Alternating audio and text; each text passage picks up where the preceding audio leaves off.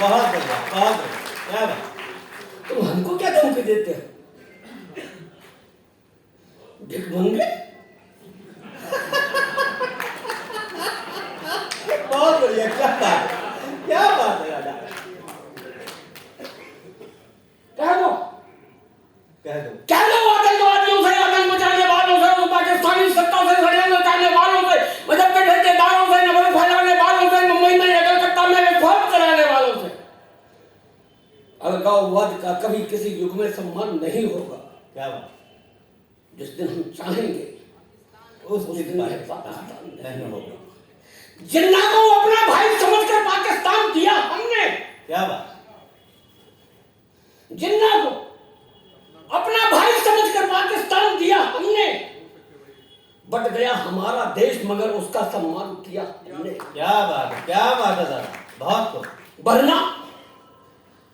वरना मैं ये नहीं कह सकता हूं, दुर्भाग्य हमारा, हम हरदम अपनों के द्वारा छले गए, गद्दार थे वे जो देश विभाजित कर दुनिया से चले गए। क्या बात है।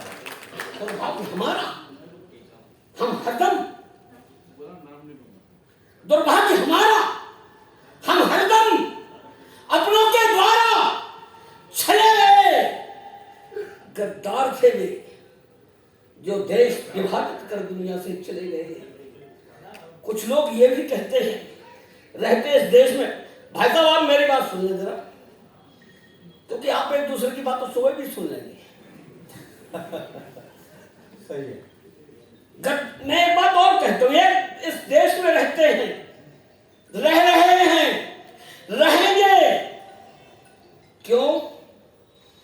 क्योंकि जो इस देश में पैदा हुआ है, मैं उसे मां भारती का लाल ही मानता हूं।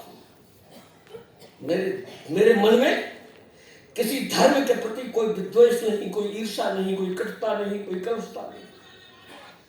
लेकिन जब पीड़ा होती है, जब कोई ये कहता है कि हम भारत माता की जय नहीं बोलेंगे, भारत माता की जय नहीं बोलेंगे तो अपने बाप की जय बोलोगे क्या?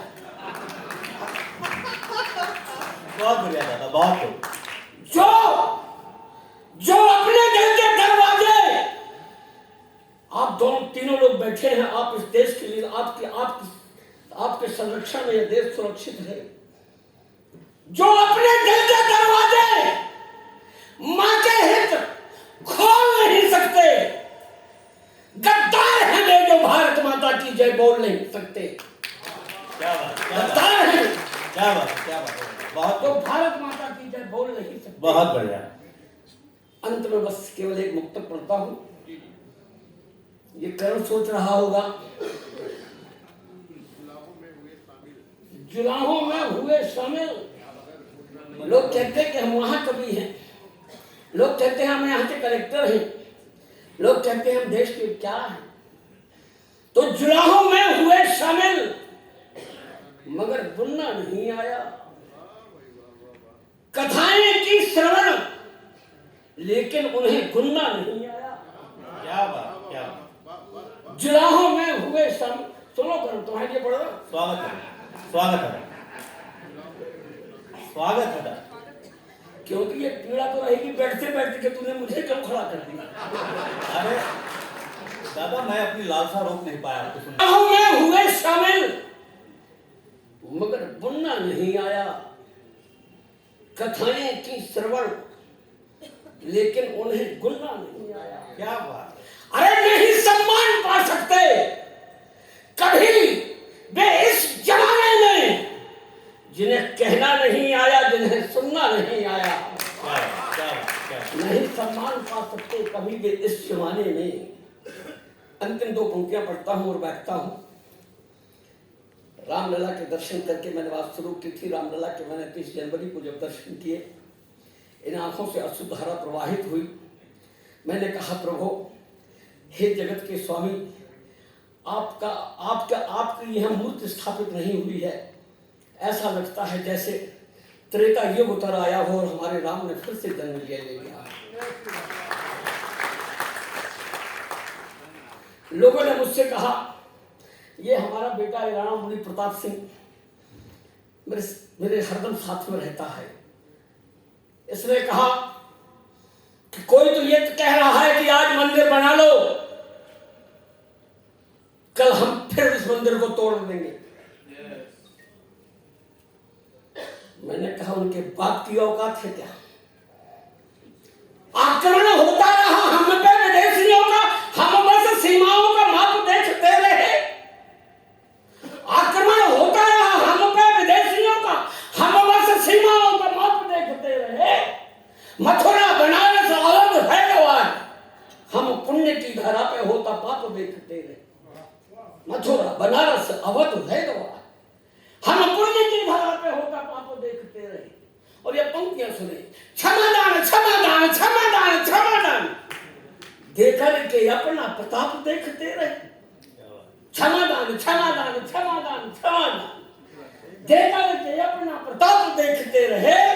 और गजनवी लूटता रहा हमारा सोमनाथ, और हम शांति चुपचाप देखते रहे।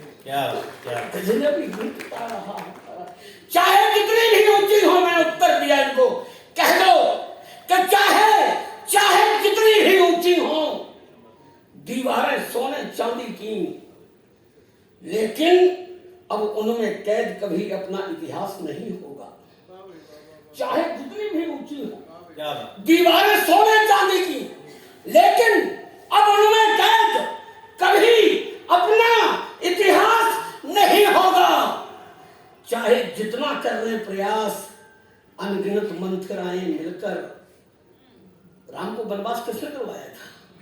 चाहे जितना कर ले प्रयास, अनगिनत मंथराएं मिलकर, अब इस धरती पर दशरथ के सुत का वनवास नहीं होगा। चाहे जितना कर ले प्रयास, अनगिनत मंथराएं मिलकर। यही बात अपनी वाणी को विराम देता हूँ। ये मेरे समय पर मुझे बुलाता तो मैं कुछ और कुछ सुना देता, नहीं सुनाऊंगा तो इसकी गलती है।